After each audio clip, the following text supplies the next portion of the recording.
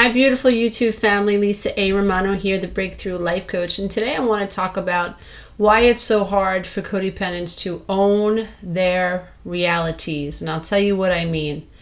You ever have a conversation with someone, and if you're a codependent, God knows you have, where you begin to discuss how you feel about something, and then you begin to worry about the other person's perception of you? And let's say, for instance, you are upset about something, and you confront your spouse, or you confront your best friend, and let's say it's about you saying that you don't want to go to this party.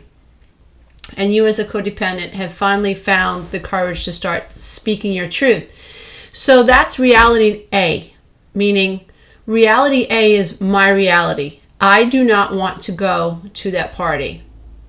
That's tough enough if you're codependent to hold on to that reality. I mean, if you're really codependent, you're worried about what everybody else thinks about you not wanting to go to that party. You're already wobbly and losing your right to own reality A. So let's say you're at a point where you're telling the truth, and you have the courage to tell your friends, listen, I decided that I don't want to go to that party. That's you holding on to reality A. Your job is to hold on to reality A no matter what your friend says about your reality. That's tough to do when you're codependent. So let's say your friend, I don't know, Karen, says, well, I want you to go to the party with me. Your job is to hold on to your reality in spite of Karen's reality. Reality B. Karen has a different reality. Karen has a different agenda. Karen wants you to, I don't know, just be her sidekick, or she feels more comfortable when you're there. But you don't want to hang out with Karen for whatever reasons. You know, Karen drinks too much. Karen's loud. Karen's obnoxious. Karen can't stop flirting with every man that walks by. Karen's she's that girl that throws up at the end of every night out. Karen's that girl that has to have all the attention on her. She can't shut up, blah, blah, blah. And you don't like it. You're like, I don't want that attention. I just want to go out and have some friends, do some dinner with my friends and kick it and go home. But Karen's that girl. That, again, see, now I just explained to you, I didn't even realize it, but that's another reality. So that's your perception of Karen when she goes out. So that's another one of hold on to your boundaries, dear one. That's your reality, and you have a right to that reality. You have a right to experience this woman the way you experience her. The goal when we're coming through the veil, that's codependency, and we begin to wake up, and we're processing this information and new data with new ears and new eyes. We have to begin differentiating reality A, my reality, from reality B, your reality, or someone else's reality. So you've told Karen that you don't want to go. Karen's upset. Karen's, when we're codependent, we're codependent. We're codependent on our spouses. We're codependent with the kids. We're codependent with our friends. And so Karen's giving you some pushback, and she wants to try to get you to jump out of your reality and jump into her reality and care more about her reality. So what we want to do in this situation is observe what comes at us. So observe her reality. She's going to explain to you what she thinks and what she wants. That's fine. Everybody has a right to their own reality. And so if you listen with proper ears, you will begin to understand that Karen has a right to her perception of you. Karen has a right to want you to go. There's no crime in that. Karen has a right to feel about you the way she wants to feel about you, even if what she feels about you ain't very nice. She has that right. So we have to learn to demystify what it means when we are not doing what other people want us to do. We're not bad because we can't make everybody else happy. It's not our responsibility to make everybody else happy. Our responsibility is to come here, connect to love and light that's within ourself, within our heart, which is our compass, which is our North Star. That's where our GPS, it's our job to come here and connect with that divinity, and then to know what we feel so that we can learn to set boundaries and move forward according to our boundaries. The red flags that we experience in life that so many of us ignore, God knows I have, that is divine guidance. That's intuition. That's our sixth sense. Dolphins, they have a sixth sense. Hummingbirds have a sixth sense. Nature, everything's about that sixth sense, that sense you can't see. We accept that, birds of a feather flock together. We accept that there's something going on, perhaps on like a sonar happening. We accept that there's something there that is guiding and attracting people to one another, and that is invisible, it is vibrational, it's instinctual, it's intuitive. So we have difficulty holding on to our realities because our mamas and our papas taught us that our reality didn't matter.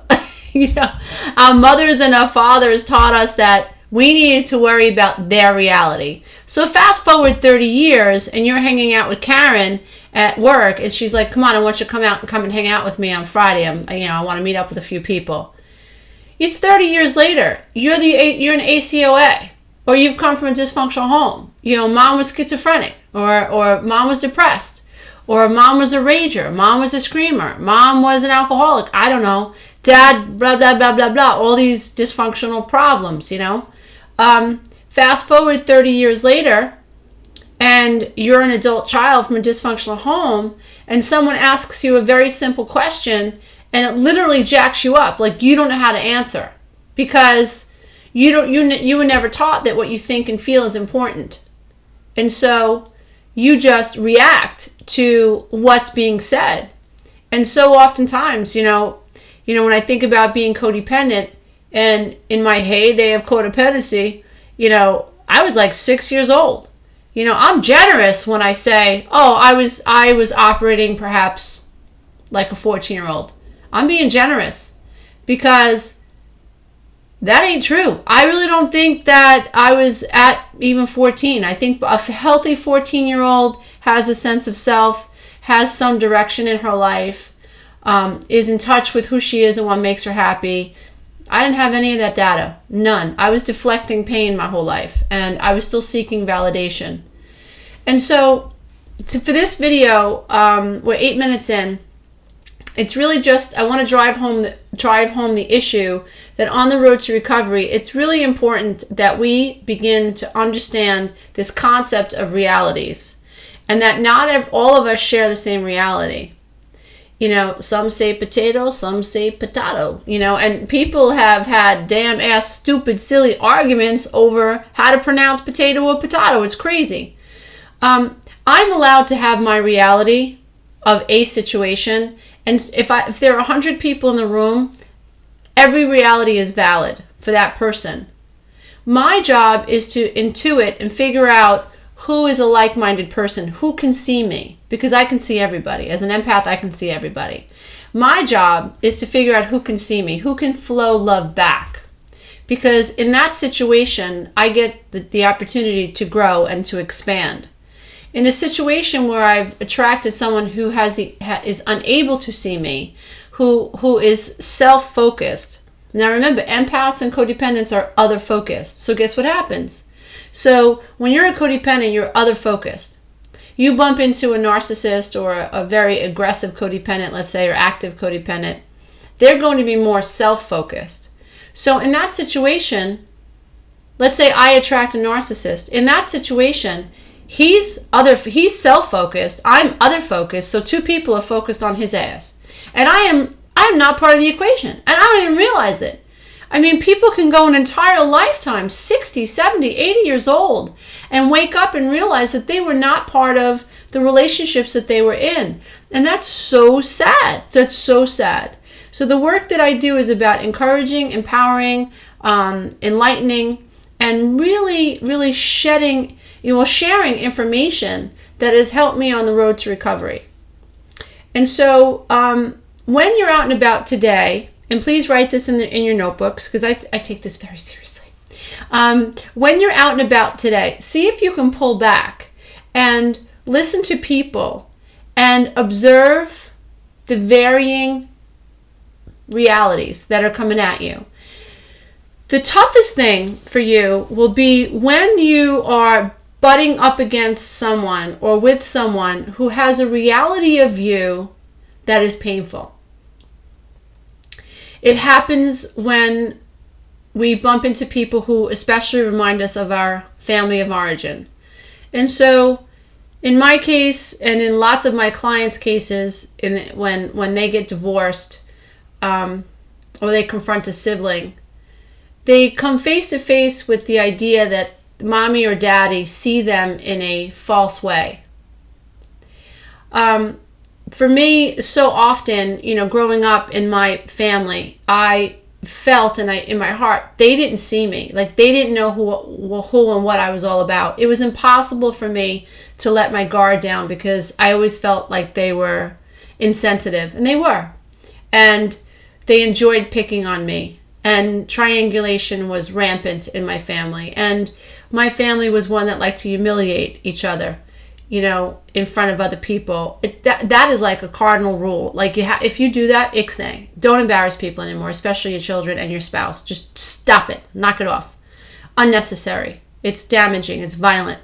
So even though just because you're not using a chainsaw, that doesn't mean you're not chopping people up. You are. Cut it out. So when you grow up in a home where you don't feel safe, you retreat inside yourself. And it's very difficult because for so many reasons. For me personally, when I had to let go of the fact that my family just couldn't see me. They didn't understand me. They didn't understand who I was. They came from a long line of dysfunctional alcoholics, narcissists, suicide. It was just a freaking mess. So walking away from that, I had to also let go. And it was so difficult to let go of, like, they think I'm a bitch. They think I'm selfish. They think I'm just being ridiculous. They think that I'm over emotional. They think that I'm acting. They think that I'm making this stuff up. My feelings don't matter to them. And it was so difficult to kind of lay down my arms and just say, I cannot change the way you see me. I can't change that at all, and that's what I mean about, that was the lesson in it for me, and that I'm trying to share with you, is that I had to learn to accept their reality, even though their reality was painful for me to accept. I had to learn to accept that they had a right to perceive me through whatever filter was activated in their head. And there was nothing that I could do about that. Really, really nothing that I could do about that. And that was just ridiculously painful. I had to accept my reality. And my reality was, you people hurt me. And I have to go no contact for a while and see what happens. Just kind of like throw the spaghetti up against the wall and see if it sticks. See what happens.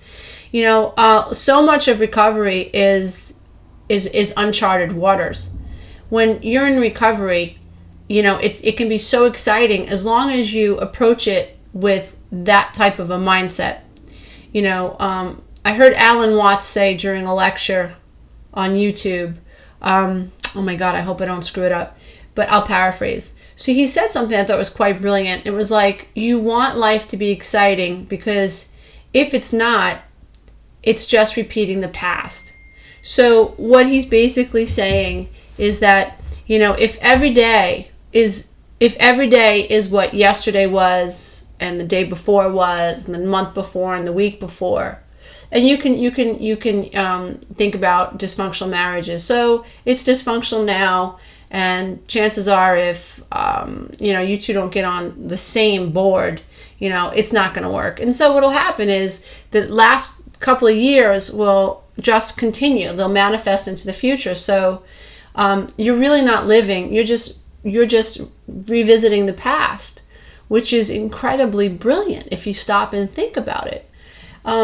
Recovery work is exciting, but it's also nerve-wracking because you're in a situation that you've never been in before. I'm trying to basically teach you how to think and use your brain to your advantage. We have been taught to process information. Actually, as children, we were radio receivers of information, and everything got filtered through our hearts. And that information got shunted into our brain, and our brain formed ideas about who we thought we were based on what we perceived on outside of us through mom and dad. And then over time, what happens is we're stuck in our heads, and we forget that we're supposed to be feeling. And if you came from a really, really, really dysfunctional home, what will happen is you'll be afraid to connect to that feeling space. You'll just shunt it off. And you live in a state of survival. Cortisol is running rampant. You can't learn. You can't access prefrontal cortex. You live in a state of survival. You suffer from fear paralysis. I mean, there are so many things that go wrong when you're living in a state of fear. And don't forget, dear one, an abusive home is not just one that is obviously abusive, where kids are getting beat and criticized and made fun of and harassed and neglected and starved. And no, I mean, you can come from an emotionally neglectful home. Like, I'll go back to my, dear Robin Williams was left alone. He spent most of his time in his attic playing with little soldiers. Yeah, okay, it opened up his creative mind, which I think is awesome. But when you think about an only child who's being raised by a maid whose mom and dad don't give a shit about him, that's pretty effing sad. That's effed up. This little boy in an attic all day by himself playing with toy soldiers. Oh my God. That's horrible, horrible. And he wasn't beat. Nobody stuck cigarettes in his face. But that's neglect and that's abuse. So what I want you to take away from this video, again, is the idea of owning reality A. Reality A is your reality. And learning to understand that other people have a right to their reality. And that it's your job to stay in your reality in spite of what someone else's reality is. And then also pay attention to when you get a little bit wobbly, and undoubtedly you will. My nose is itchy. Pay attention to when you get wobbly and you feel yourself worrying about the other person's reality. Okay?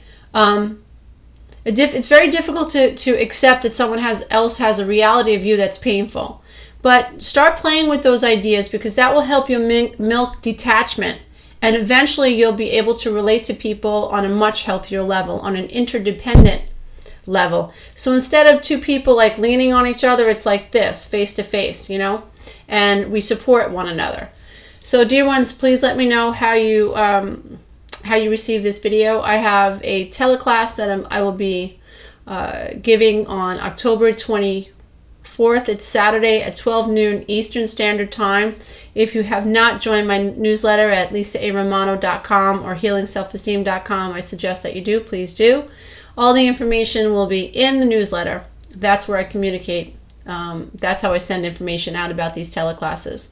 It is my pleasure to come into your hearts and to open your minds today, dear ones. I truly, truly appreciate this opportunity to help you heal on your path to enlightenment. Namaste.